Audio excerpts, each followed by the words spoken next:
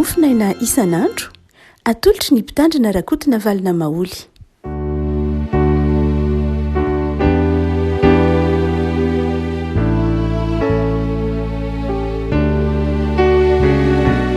Mpanorava-tsika revako malala ohatrarity alakamisy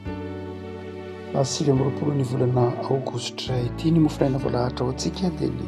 boky tantara faharoa toko 5telopolo tantara faharoa toko 5telopolo ny andiny voalohany ka hatramin'ny andininy fahaenina amin'ny anaran'i Jesoa. Ary Josia nitandrina ny Paska tany Jerosalema ho an'i Jehova dia namono ny Paska ny olona tamin'ny andro 14 tamin'ny volana voalohany. Ary Josia nanindry ny mpisorona ho amin'ny anjara rarahany avy ka nampirisika azy hanao fanompoam-pavahana ao an-tranon'i Jehova. Ary hoy izy tamin'ny Levita izay mpampianatra ny Israely rehetra sady efa masina ho an'i Jehova: ampetrao ao an-trano nataon'i Solomona zanak'i Davida mpanjakan'i Israely ny fiara-masina. Fa izao dia efa tsy milanja azy intsony ianareo, koa manompo an'i Jehovatriamanitrareo sy ny Israely olony. Ary samy miomana araka ny fianakavianareo avy ianareo, dia araka ny antokonareo, araka ny voasoratra Davida mpanjakan'i Israely sy araka ny voasoratra Solomona zanak'io. Ary mitsangana eo amin'ny fitoerana masina araka ny fizaran'ny fianakavian'ny rahalahinareo amin'ny vahoaka sy araka ny fizaran'ny fianakavian'ny Levita. Levinoy ny Paska sady hamasiny ny tenanareo ka manamboara ho amin'ny rahalahinareo hanaovana araka ny tenin'i Jehova izay nampilazainy an'i Mosesy. Ray masonao manamasinana ny fahamarinana, ny teninao no fahamarinana. Amen. Tantaran'ny fanitsim-pivavahana na ny famerenana amin'ny laon'ny fivavahana ity mofinaina voalahatra ity izay nataon'ny Josia mpanjaka. Miverina indroa ity tantara ity ato amin'ny bokin'ny tantara, fa any amin'ny bokin'ny mpanjaka koa izy dia mbola vao tantara ihany ity fanitsim-pivavahana izay nataon'i Josia ity. Any amin'ny taona 720 no nanjakan'ny nanomboka nanjaka Josia. Aty amin'ny taona 12 alohan'i Kristy mazava ho azy no miseho kosa ity toko 5telopolo ity. Zava-dehibe ny toeran'i Josia ao anatin'ny tantaran'ny Israely satria izy no namerina tamin'n'ilao nametraka ny Paska ho ivony na ataontsika hoe andro lehibe amin'ny fanompoam-pavahana Jiosia. Tsika moa rehefa miteny hoe Paska dia indraindray le andro foana no resahantsika. Rehefa miteny hoe Paska dia le andro no resahantsika, le hoe izao avrila na izao volana Mai, io foana moa ny Paska. Fa raha tena marina ny Paska dia ilay zanak'ondry iny, ilay Paska hitantsika hoe vonoa ilay Paska. Ilay Paska dia tsy ilay andro loatra no ivony izany Paska, fa ilay zanak'ondry, ilay raha-latsaka, iny ilay Paska. Izany hoe rehefa miteny hoe Paska isika dia tokony ivony dia ilay zanak'ondry. Raha ohatra ka amintsika kristiana dia i Jesoa no izay ataontsika hoe Paska izay, araka ny tenin'i Paoly amin'ny soratrany hoe fahavoavon'i Kristy Paska ho antsika. Jesoa ilay fahafatesan'i Kristy, iny ilay ataontsika hoe Paska. Betsaka ny azo mbola anazavana azy, fa izao Josia no namerina tamin'ny laoniny izay Paska Jiosia izay. Izay resantsika izao dia ny hoe Josia dia nanao fanitsim-pivavahana, nitondra fanavaozana lehibe izany, nitondra fanavaozana lehibe teo amin'ny fiangonana testamenta taloha, tao amin'ny fiangonan'ny zanak'Israely tao amin'ny testamenta taloha.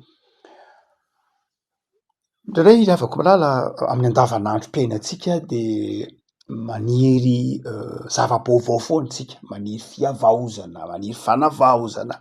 Indraindray ary amin'ny sehatra maro samihafa dia betsaka ny manome tokony hoe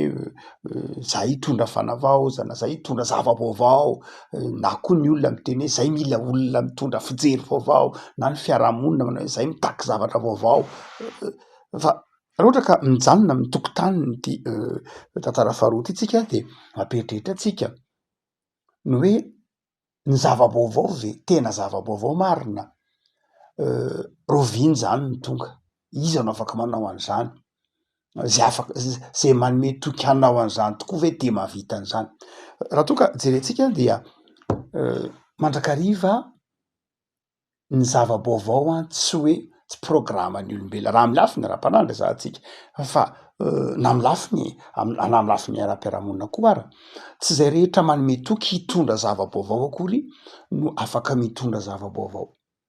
tsy zay rehetra manome toky hitondra fanavaozana akory no afaka manavao raha ny baiboly ny resahana i Josia raha tsy nieritreritra an'izany mihitsy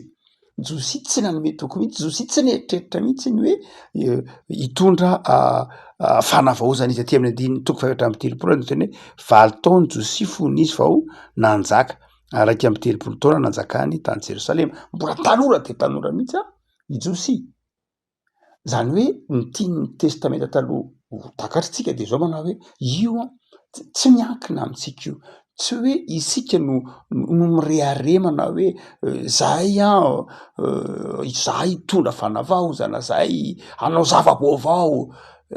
tsy zay zany tsy testamenta taloha de manao hoe ny tompo ihany Andriamanitra ihany manana ny fotoanany amin'ny hoe zao ny fotoana hitondrana ilay zava-baovao tsy hoe manala andraikitra antsika akory zany zanatriny vava tsy hoe manala andraikitra antsika hoe tsy afaka manao na inona na inona tsika zany fa iandro fotsiny tsy zay loatra zanatriny fa ny heveratsika fa miivo amintsika olombelona ny fanavaozana miivo amin'ny farany hitan-tsaintsika ny fanavaozana de diso tsy miankina amintsika amin'ny farany hitan-tsainantsika io ary tsy mety miankina amin'ny fahatsapahtsika koa aza hoe tena ilaina le fanavaozana raha teo amy tantaran'ny réforme ohatra iny ny akaiky indrindra réforme ny fivavahana protestanta dia tsy efa ela nge nisy hetahita tao anatin'ny olona efa any amin'ny 12e siècle efa any amin'ny 700 taona alohan'ny Martin Luther telonjato taona alohan'ny Martin Luther de efa nisy hetaheta be dibe tao anatin'ny olona isin'ny fiavaozana na ny fanavaozana tao anatin'ny fiangonana ary tsy hoe Martin Luther akory ny voalohana no nitondra le fanavaozana okazava fa tsy hoe ny zavatra nampianarin'ny Luther tsy Luther nge nampianatra azy voalohany efa nisy olona nampianatra ny zavatra nampianarin'ny Luther azy nisy talohan'izany resahantsika mety hatrany amin'ny andron'ireo ataontsika hoe Bernard de Clairvaux aza raha atao anatin'ny tokotany be ny moyen âge fa raha akaikikaiky indrindra de nisy an'ny Jean Hus zany dia John Wycliffe be de be reo efa ataontsika hoe ny resaka momba ny zavatra nyresahan'ny Luther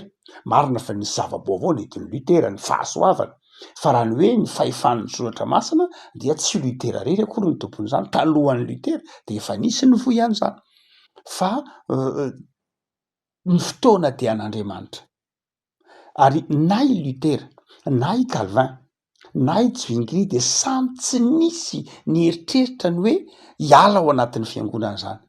tsy nisy Luther de tsy nieritreritra mihitsy hiala ao hisaraka amin'ny fiangonana Calvin koa de tsy naniry mihitsy ary mbola ny soratanan'ny Calvin zay hita manaraka ankehitriny de nanazava fa tsy ny hoe tsy nanana fandaram-potoana mihitsy fa fandaram-piaina mihitsy Calvin hoe hiala ao anatin'ny fiangonana ka hanorina fiangonana vaovao fa ny zavatra ny tondran'Andriamanitra ny tsy takatry ny saina ary nay Martin Luther aza de niteny mihitsy manao hoe aoka tsy ho ampitondraina ny anarako mihitsy ny fiangonana fa efa fivilian-dalana ny hoe mitondra ny anarako ny fiangonana Martin Luther raha raisina ny fampianarana zany zay mahatonga ny any Frantsa na ny Europa tsy manao hoe fiangonana Luterana fa fiangonana manaraka ny confession d'Augsbourg zay ny fiangonana Luterana zao moa efa tsy misy tsony fiangonana Luterana raha ny Frantsa resahana fa efa mitambatra amin'ny fiangonana réformé izy ka ohatsika manao hoe tsy zay rehetra maniry akory ny za hitondra fa na manome toko manao hoe ao fa hitondra zava-baovao zahay dia tsy zay akory no marina fa faniriany zany marina fa finoany zany marina fa fikasany zany zay zava-dehibe saingy ny mahatanteraka an'izany de tsy asan'olombelona ary ny fametrahantsika fitokisana amin'ny ametraka fitokisana amin'ny raha anina satria izy no afaka mitondra zava-baovao de tsy de diso fanantenana mety ho diso fanantenana satria Jeremia mpaminany zay miresaka ny Josia, Jeremia mpaminany hitantsika amy Jeremia toko 7 de niresaka momba ny réforme-na ny fanditsenana nataon'ny Josia. De Jeremia mpaminany dia nanazava mihitsy mane aza de mety hita loatra amin'ny olombelona, aza matoky olona fa voaozona ankenareo, ny olona miova, ny olona mety ho manome toky fahadininy, tsy hoe ratsy fanahy izy, misy moa ny tena ratsy fanahy tokoa fa tsy hoe ratsy fanahy daholo zay manome toky, saingy zao manome toky izy fa manapetra, manome toky izy fa Andriamanitra ihany ny tompon'ny zavatra rehetra. Noho zany dia ny fototra aloha zay asehon'ny mpizaotra masina de zao ny fotoanan'ny fifohazam-panahy de tsy fotoanan'olombelona fa Andriamanitra ny mandahatra azy. Na reto Madagasikara ary nareo fifohazana, ataontsika hoe reo olona ray aman-dreny be ny fifohazana na Irainy Solambo aty amin'ny taona 4,5,700 de zao tsy hoe akory ny eritreritra ny hoe ho tonga ho ray aman-dreny be ny fifohazam-panahy, tsy tao anatin'ny fandaharam-piainany mihitsy zany fa Andriamanitra no nitondra azy, fotoanan'Andriamanitra. Na ataovy koa hoe Rakotosandotanela nge pastera mezany marary foana, somary memezan'ny olona izy tany an-dakilasy, hafahafa ny fijeriny olona azy, zay nitondra réforme tahaka izany de zao tsy niankina tam'ilay olona mihitsy le izy. Na ataovy hoe nitodika anatin'ny tokotanin'ny fiangonana katolika romanina tsika, ataovy hoe ohatra hoe Saint Thomas et Thomas d'Aquin. Thomas d'Aquin nge tany an-dakilasy mezan'ny olona,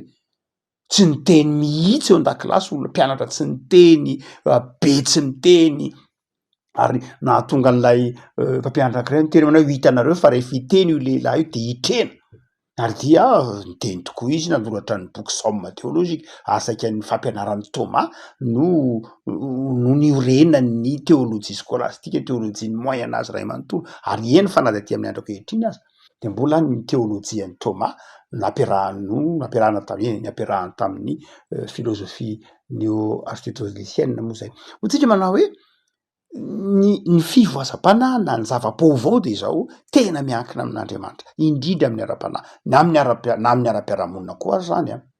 manana ny fotoanany Andriamanitra. Zay aloha dia mazava ao amin'ny soratra masina, manana ny fotoanany Andriamanitra, ary ny fidiran'Andriamanitra tsehatra hanova hitondra zava-baovao de miankina amin'Andriamanitra. Fa izao nefa na izany na tsy zany ary,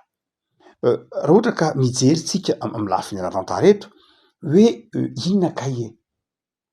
kay ny fototra iorenan'ilay fifohazam-panahina, inona ny fototra iorenan'ilay réforme, n'ilay fanitsina, dia ny voalohany indrindra de zao ny fahatsapan'ny olona na ny fifanenan'ny olona amin'ny soratra masina na amin'ny tenin'Andriamanitra. Raha amin'ny baiboly, ny bokin'ny Deutéronomie, bokin'ny Josia moa tsy miteny hoe Deutéronomie izy fa reo mpivaofy, reo exégètes, reo mpivaofy ny testamenta taloha dia milaza fa ny bokin'ny Deutéronomie io hita io, hita zay tantarain'io satria rehefa hita le boky de ny vakina ny entiny ilikita eo amin'ny Josia dia no vakina le bokin'ny Deutéronomie dia teo Josia no neritreretra hoe ary kay tsika mivily lalana, ary kay tsika miala amin'Andriamanitra, ary kay tsy najaitsika, tsy nirara itsika ity lalàna ity. Zany hoe na inona de zao ny tenin'Andriamanitra no mitondra fiavaozana, ny tenin'Andriamanitra no mitondra fanavaozana, ny fifanenan'ny mpino, ny fifanenan'ny olona amin'ny tenin'Andriamanitra no mahatonga fiavaozana. Zay raha ny bokin'ny Josoa ny teny hoe sola scriptura zany dia efa aty amin'ny bokin'ny Josia de efa marina, satria ny soratra masina na ny lalàna no nahatonga ny fiovana tao anatin'ny fiavahana juska nametrahany Josia ny Paska amin'ny toerana tokony isy azy. Raha ohatra ka jerena ny fivavahana kristianina de azo lazaina hoe misokajy efatra lehibe any izy. Voalohany dia raha maha-olombelona io andrefisantsika azy io dia mazava ho azy amin'ny maha-olombelona dia ny Eglizy katolika romanina, faharoa ny Eglizy katolika orthodoxe, dia ny fahatelo ny protestanta, ny fiangonana protestanta zay maro nisy izy ao anatiny ao, ny anglikana de ao anatin'ny fiangonana protestanta sy tompony antonony zany, ny anglikana de ao anatin'ny tokotany be ny protestanta, ara-tantara dia ny protestantisme, ny anglikana, dia ny anglikana, ny méthodiste, ny presbyteriana, ny congrès PDP, zay antsoina hoe fiangonana protestant. Fa misy kosa ireo ataontsika hoe évangélika, zany hoe ireo nateraky ny mouvement pentecôtiste toy ny pentecôtiste, ataontsika hoe ireo évangélika maro isan-karazany, ny charismatique, reo zany ilay ataontsika hoe sokajy faefatra. Fa raha tena jerena am'ireo kristiany reo de zao, iza ny tena strict indrindra, iza ny tena sarotiny indrindra, de zao ny protestant. Ny protestant sarotiny indrindra satria ny azy raha ihany tokana ihany ny azy ny fenitra na norme, de zao ny soratra masina. Ny orthodoxe, ny katolika romanina dia mana loharano hafa, misy fahefana hafa izay misy fampianarana hafa, na misy boky hafa, na misy loharano hafa, mana fahefana ao anatin'ny fiangonana. Na ny évangélika moa iny eo koa.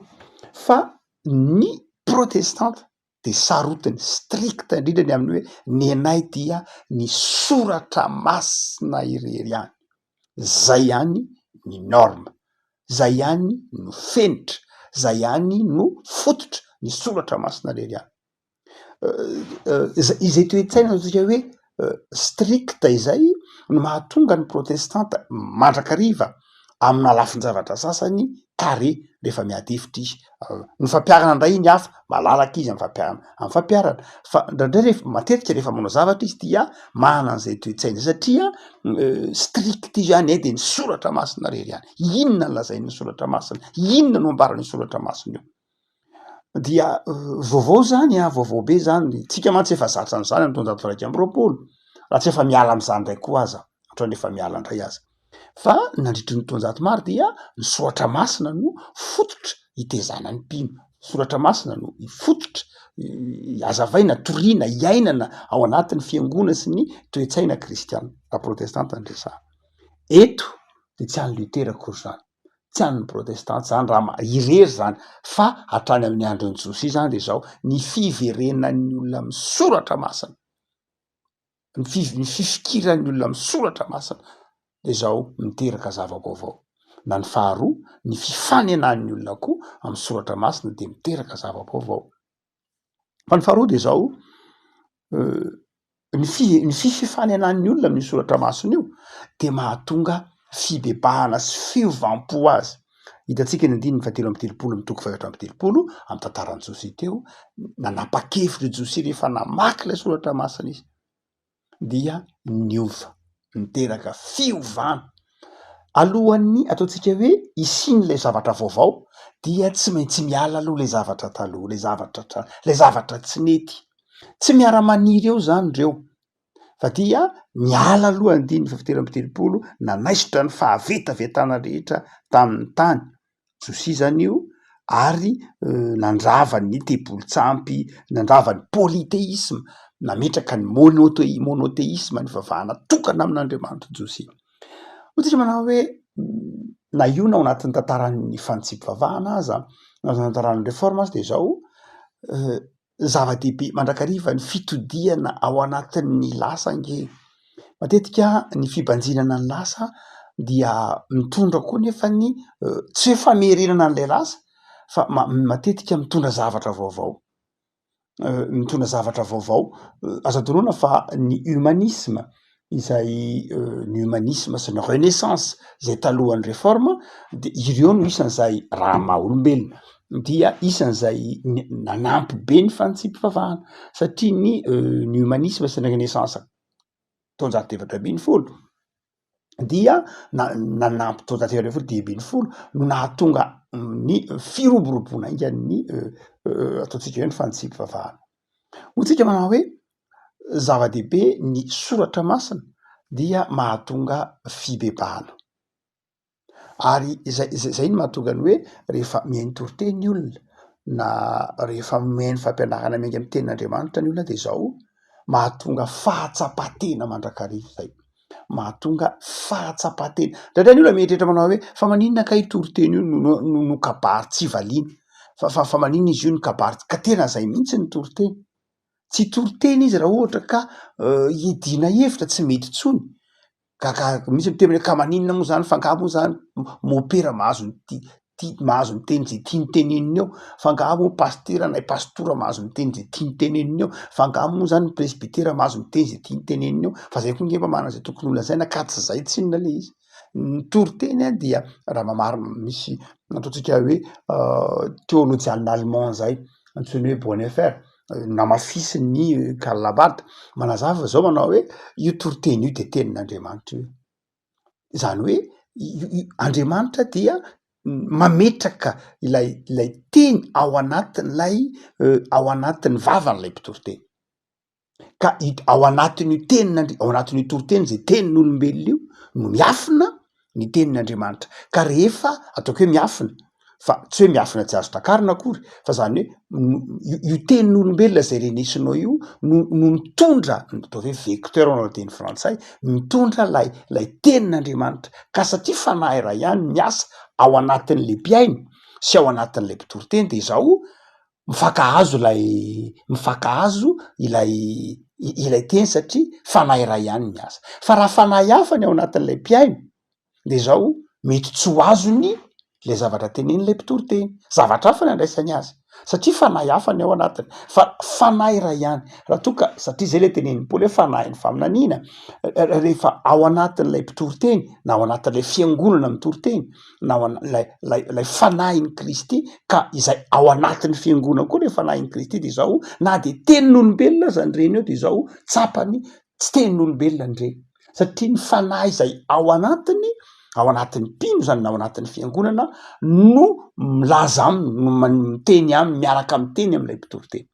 raha ohatra hoe mpitoriteny ka tena tariny fanan'Andriamanitra ihany ko de mazava ho azy fa takatra lay mpiaino lay soratra masina na lay toriteny lay fampianarana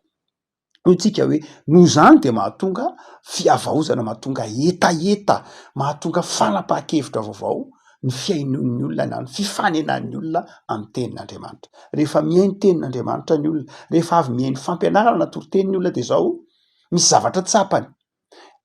io fa dresahantsika manao hoe indraindray mety tsy tadidy le izy a misy olona miteny hoe tsy tadidiko za avy niangona de tena tsy nahatadidy ninona mihitsy a misy afaka miteny manao hoe hono a inona ny tenena tany tany de misy miteny manao hoe marina raha tadidiko izy fa nafinaritra fotsiny le izy no hoe ianao zao avy neny mofolaina de hoe ina zavatra ndresana atao ohatrany tsisy tadidiko le izy ohatrany hoe nafinaritra fotsiny le izy ohatrany zavatra azoko fotsiny tsy tokony hakivy mihitsy zany satria mantsy misy olona miteny manao hoe dina fotsiny zany nalenao tany am-piangonana raha tsy tadidinao le izy inona zany tsy voatery ho tadidingy le izy io angety zavatra akademika io angety zavatra lesona ianarana ka hoe ka tsy maintsy ho tadidina satria tsy ianao nge mihaino toriteny na ny fiangonana mihaino toriteny tsy mihaino amin'ny alalan'ny sainy ihany izy fa mihaino amin'ny alalan'ny fanahy koa ary ny toriteny tsy sakafo ny saina ihany fa sakafo ny fanahy koa no zany de zao rehefa tonga ny fahalebiazana mety tsy mahatadidy mihitsy mety hoe tonga hoe tsy tadidiko le izy fotrany ny zavatra tsapako fotsiny de maka asa izy iny nisy tantaraiko ndray maka hoe nisy tovolahy anankiray niteny tampampianatra azy manao hoe hono a Ramose za de mpamaky boky be mihitsy fa izao zay boky vakiko de tsisy tadidiko mamaky an'io boky io a fa tsy tadidiko le boky mamaky indray mavita mamaky boky 200 pejy 300 pejy 100 pejy fa izao rehefa avy mamaky an'io boky io a de zao tsisy tadidiko akory le boky dina mahatonga an'izany raha pahatsahivatra hoe tantarao le boky dia tsy tadidiko daholo izy nefa namaky an'le boky dia ole mpampianatra tena mandeha ho azy zany dina mahatonga an'izany Ramose de ndray andro ole mpitantara ndray andro dia mitsangatsangana lay mpampianatra sy le mpianatra dia teo amoron-drano nahita pasoara lay mpampianatra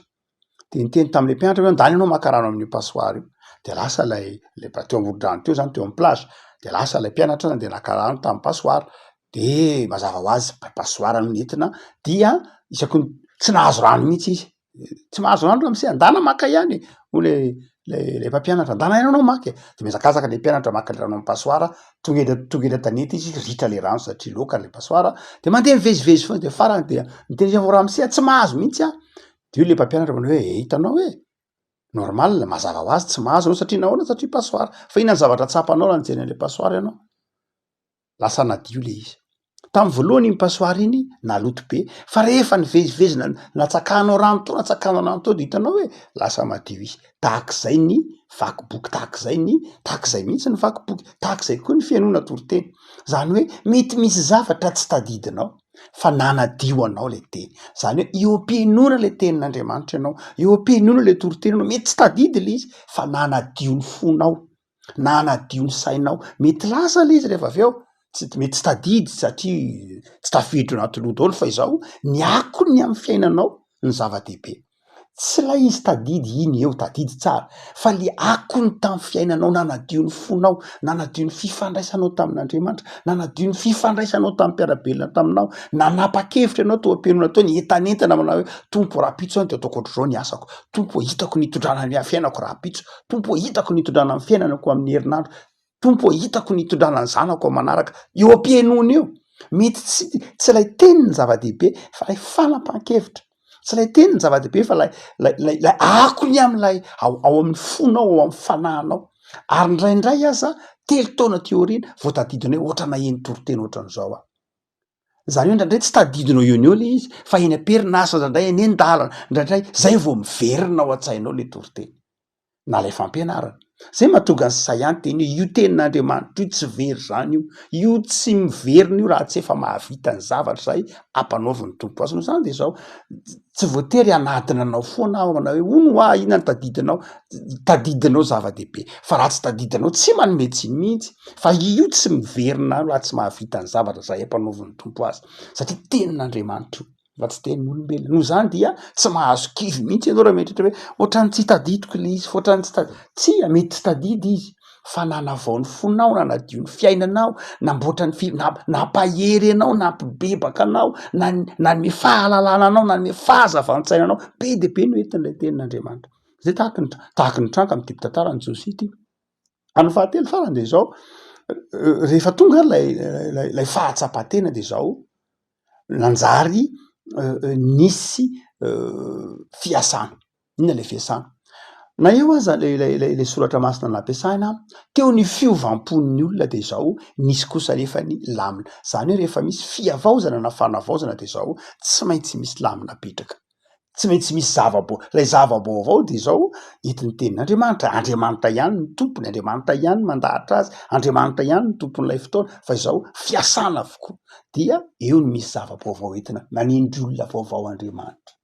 manindry fijery manindry olona vaovao izy. Eto zao dia misy ampiasain'Andriamanitra daholo. Eto dia nampiasain'Andriamanitra tamin'ny alalan'ny mpisorona isan-karazany dia nampiasain'Andriamanitra. Misy fiavaozana efa eo ny tenin'Andriamanitra, fa misy fanavaozana efa eo ny tenin'Andriamanitra, fa misy fanavaozana koa ampiasain'Andriamanitra ny olona, ampiasain'Andriamanitra ny fandaminana reo organisation fandaminana maro isan-karazany. Dia izany rehetra any dia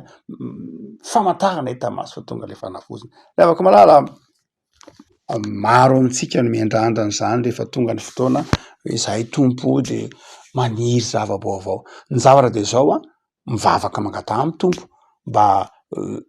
ho tongo zany eo amin'ny fiainanao, amin'ny fiainantokantranonao hoe havaozy isan'andro amin'ny alalan'ny fanahinao masina. Tsy voatery hoe isaky ny 100 taona, 200 taona, 100 taona zany vao misy fa afaka misy isan'andro zany satria ny fanahy masina dia manavao. Fa ny angatahana hoe tompo havaozy isan'andro amin'ny fanahinao masina, ny finoanay, ny fitiavanay, ny fanoranay teny. Ivavaka sika tompo asoranao zay ny amin'ny ity soratra masina zay nomenao anay ty, atsiarovanay fa ny teninao ary ianao ny tompon'ny fandaharam-potoana eo amin'ny fiainanay. Ianao no miantso anay amin'ny fiavaozana na ny fanavaozana ary ao anatin'ny fanitretena zany. Tsy miankina aminay zany, tsy miankina aminay samirery. Na eo aza ny etaetanay, na eo aza ny fanirianay, fa miankina madiodio aminao Andriamanitra. Ary dia fotoananao zany. Koa mangataka zay tompo amin'ny fiainanay isan'andro dia havaozy izahay mba tsy handeha amin'ny fahazarana amin'ny fanomponanao, mba tsy handeha amin'ny endrika ivelany amin'ny fanomponanao satria Andriamanitra tsy topoina amin'ny endrika ivelany ianao,